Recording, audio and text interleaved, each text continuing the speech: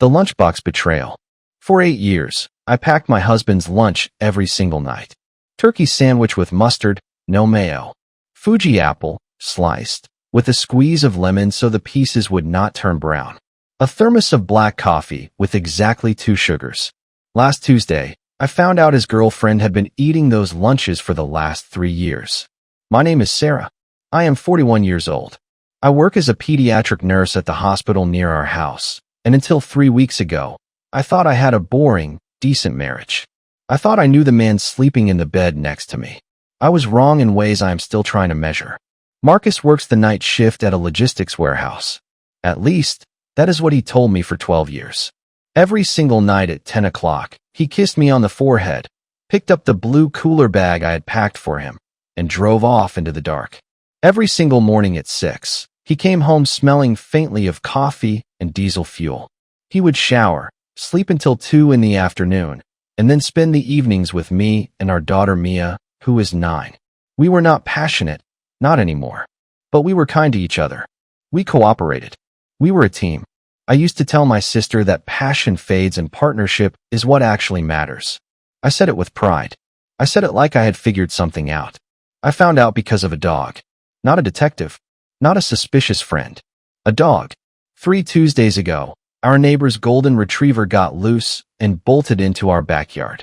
I was chasing him with a slice of turkey in my hand when Marcus's phone buzzed on the kitchen counter. I was not snooping. I was reaching past it for a leash.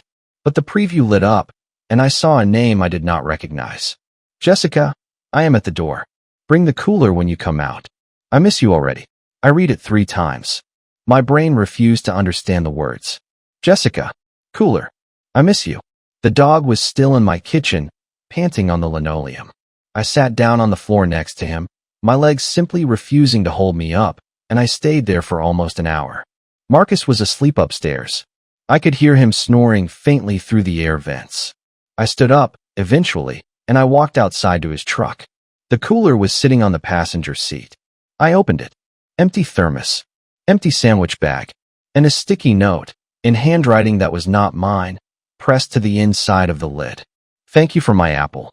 You are my favorite person on earth. Jay. I went back inside. I made myself a cup of tea with hands that would not stop trembling. And then I did something I had never done in 15 years of marriage. I opened Marcus's laptop, and I started looking. He was not careful. I suppose after 3 years of getting away with it, he had forgotten how to be careful. There was a hidden photo album on his cloud, 147 images deep. There were emails saved in a draft folder. There was a Facebook account under a slightly different spelling of his name that I had never known existed. And there she was, Jessica. A blonde woman in her mid-30s with a small bird tattoo on her wrist and a smile in every single photo that looked like she had no idea she was a mistress. There were photos from a beach trip in Florida that I had been told was a mandatory company training. There was a photo of Marcus holding a small black dog, and under it a caption that said, "Our first baby." The dog was not ours. I had never seen that dog before. There was a photo of Marcus sleeping, taken from the pillow beside him, and the bedding was blue. Our bedding is white. Everything I thought I knew about my husband was suddenly a page torn out of someone else's book. Because, as I would learn 2 days later, she did not know. I did not say anything to Marcus that night. I packed his lunch exactly the way I always did. Turkey sandwich, sliced apple, thermos of coffee with 2 sugars. I kissed him on the forehead and told him to drive safely. Then I sat on the couch, staring at the television without seeing it, and I started to plan. The next morning, I called in sick to work. I drove to Jessica's apartment, which I had found through a geotagged Instagram photo. I sat in my car for 20 minutes, watching her window, before I finally walked to her door and knocked. She opened it in a pink bathrobe. Her hair was wet. She smiled at me with the warmth that strangers give other strangers, and I could tell in that moment, down to my bones, that she had absolutely no idea who I was. "Hi," she said. "Can I help you?" "I am Sarah Whitaker," I said. "I am Marcus Whitaker's wife." The color left her face like someone had pulled a plug. She grabbed the door frame with both hands. I actually thought she was going to faint. "Marcus is not married," she whispered. "He is not married. We are getting married in June." I held up my phone. I showed her the photo from our wedding day, the photo of our daughter, the mortgage statement, the tax return with both of our names printed at the top. She let me inside. She sat me on her couch, and she cried harder than I had cried. Because, as it turned out, Jessica had been building an entire life with my husband. She had put him on her health insurance. She had co-signed a car loan for him. He had told her that his divorce was almost final, that the paperwork was just taking forever because his vindictive ex was dragging her feet. He had shown her rings. He had let her mother hug him at Thanksgiving. He eats the lunches, she said, wiping her face with the sleeve of her robe. He brings the cooler on his break. He said his elderly mother still packs them for him. He said it makes her happy, and he does not have the heart to tell her to stop. Marcus's mother died in 2019. Jessica and I spent 7 hours in her apartment that afternoon. We made a spreadsheet on her laptop. She showed me her photos, I showed her mine. We figured out that on her 32nd birthday last September, Marcus had told me he was working a double. On our 14th wedding anniversary, he had told her he was visiting a sick uncle. There was no sick uncle. We found holes in his story that fit each other like puzzle pieces made from the same broken picture. At the end of the afternoon, she looked at me, this gentle stranger who had been just as lied to as I had, and she asked me what I wanted to do. I thought about it for a long time. I thought about Mia. I thought about the house my grandmother had left me before I ever met Marcus. I thought about 12 years of packed lunches and forehead kisses and all the quiet trust that he had stolen, 1 teaspoon at a time. I want him to lose everything, I said. Jessica nodded once, very slowly. Good. So do I. For the next 6 weeks, we did not tell him. I kept packing the lunches. She kept accepting them. We turned off our phones whenever we met, and we met at a coffee shop 2 towns over from either of our homes. I hired a divorce lawyer with money from a savings account Marcus did not know about. Jessica contacted her insurance company and her bank. We took photographs of every single piece of evidence and stored them in a shared folder. We were meticulous. Some nights, after Marcus left with his cooler, I would drive past Jessica's apartment just to confirm his truck was parked outside. It always was. I would sit in my car across the street and count the hours he had spent lying to me.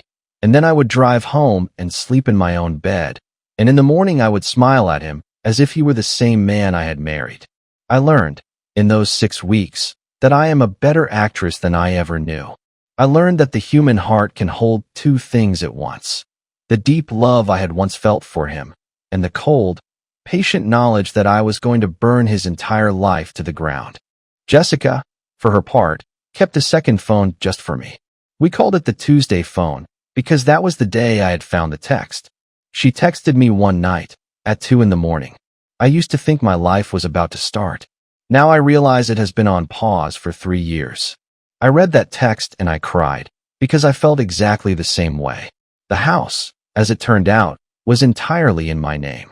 I had bought it before the marriage with money from my grandmother. Marcus had always complained about that. Now, finally, I understood why. The day we chose was a Saturday. His birthday.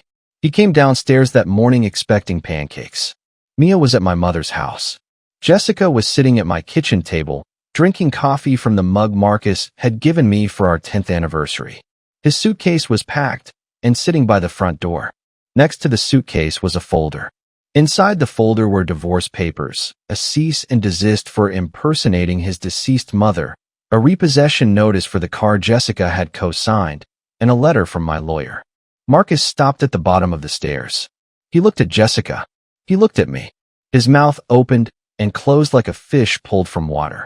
Marcus, I said, and I kept my voice as calm as I had ever kept it in my life. Your girlfriend and I need to have a conversation with you. This is not what it looks like, he started. Sarah, this is not what it looks like. It is exactly what it looks like, Jessica said. Her voice did not shake, not once. I was so proud of her I could have cried. You have 40 minutes to take your suitcase and leave this house. My uncle is a sheriff's deputy. He will be pulling into the driveway at 9 o'clock sharp. If you are still standing here, he will remove you. He begged. He cried. He blamed his mother, his father, his dead grandmother, his job, the economy, the hours, the exhaustion. He blamed everything and everyone except himself. He never once said sorry in a way that was about us. Only about himself, and what he was going to lose, and how he was going to survive this. He left at 8:58. The divorce took 7 months.